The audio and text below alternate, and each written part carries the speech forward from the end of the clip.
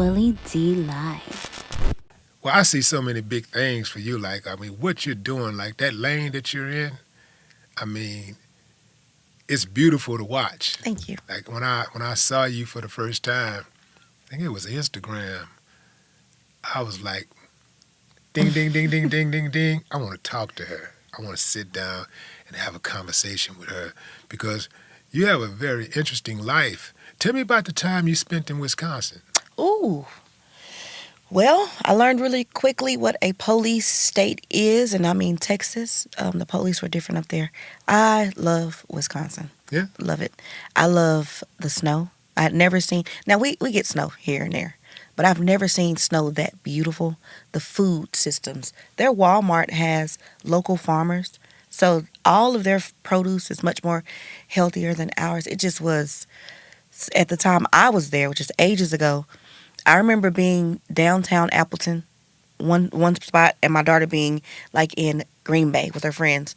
And I seen a black family, and I went home to tell my kids, and she seen the same family. Like, that's how few of us it is up there, or was. Because now the people from, what is it up there where all the black folks is at? Milwaukee. They've migrated over to Appleton and Green Bay. But back then, it wasn't none. It wasn't at all. But the racism that's down here is not like that up there at all. You can maneuver within a company faster because they're so content, complacent. Like, they stay a customer service rep for 20, 30 years. Like, if there's a job posting, they don't go for it. So I was just climbing through the ranks. I loved it up there. I love Wisconsin. Did they think that you were too aggressive? They did. Yeah. They did. Got into it with a couple of people because I am aggressive. But it is what it is. Yeah. It was kind of like that when I lived in Azerbaijan. There were the people there, they're really laid back. Like, they don't, it's not important to them to be at work on time at 8 o'clock. They kind of trickle in to work. And when they're working, there's no sense of urgency. Yes. They just drag their feet and enjoy life. Whatever they don't finish today, they just take up casually the next day. Yep. Yeah. That's also where I saw for the first time what transportation could do for a family.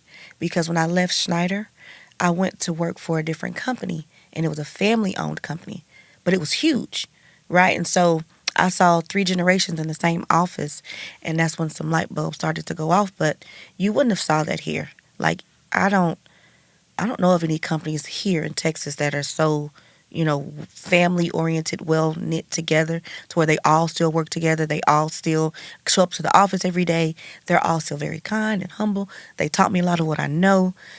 Wisconsin was different. Yeah. If my family would move there, I would move back, but my family ain't going, so I got to stay. Yeah, a lot of times we hear you can't do business with family. Is that the reason why you do business with family, because you saw the model in Wisconsin? And also, my family's different. I'm very thankful for that, but I think you can't do business with certain family members. Like, if you got a cousin and y'all hanging out, because I got a cousin like that, we hang out and this nigga is drinking till 2, 3 o'clock in the morning, so he gonna call in and tell him his son is sick and he don't even have a damn son. You can't do business with that cousin because that's how he moves. Right.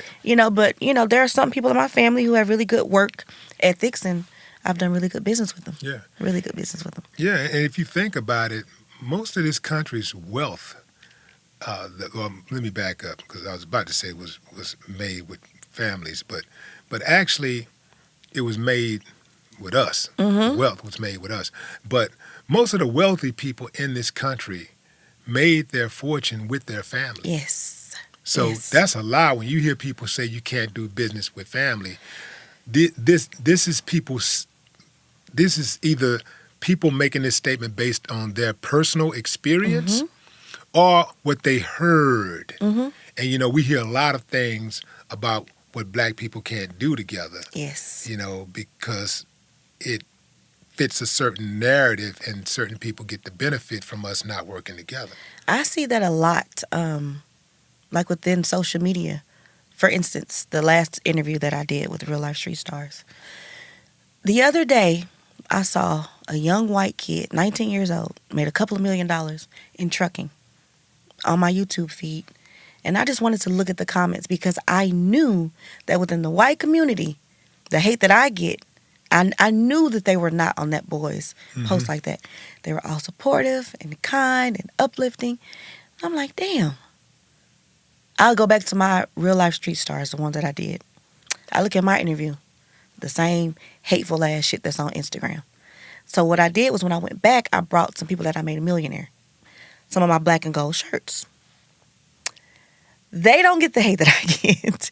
It's like it's something that we have to change as a community. We hate on each other. We swear we can't work together. We swear we can't work with our family. We think that something as simple as buying a truck. A truck costs $17,000 right now. It's more than your car. A truck, you can get a truck for $7,000, $10,000, depending on where you're looking. Mm-hmm. It's just that we're so ignorant and we're so used to certain stigmas and certain bad shit that was just passed down. We don't stop to fact check anything. We just roll with it. As a community, we got to change that shit. Yeah. It's working with your family is a huge blessing, especially if you were raised in the same household, you have the same morals, the same drive, the same work ethic. Why wouldn't you want to build with your family? That's insane. But why do we think that as a community, as a culture? What's wrong with us? When do we stop to say, hey, if they can do it, why? If we can't, and even if we can't do it, why don't we just stop and look at who's doing it successfully and copy what they're doing? Why is it to where we as a whole are just so fucked up in the head that we either gonna hate on each other or just not do it at all? Well, I think you're on the right track. It starts with one person at a time.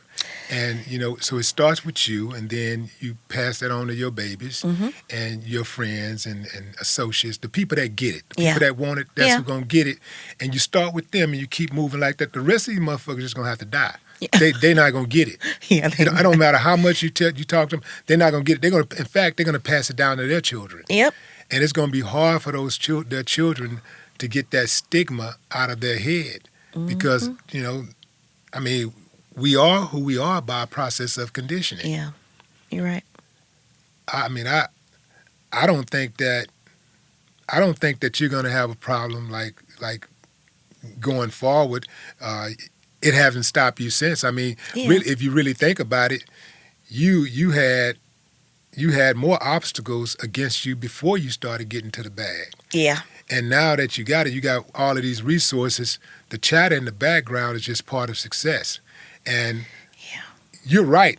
It's funny that you mentioned that because I was just thinking about that maybe a week or so ago, how even in the podcast world, if you go to white podcasters who have a similar message to what I have, their comments are all affirmative. Yes. They ain't getting all that hate. But you come to mine and here come the trolls and stuff like this. And the trip part about it, most of the trolls and the hoes and, the negativity that I get come from black men. Me too. Yeah. Me too. And I'm going to tell you something. I'm very thankful that I did do the Trucking Guru because I had that black women, we don't get along, I've never been so supported and loved by black women. Yeah.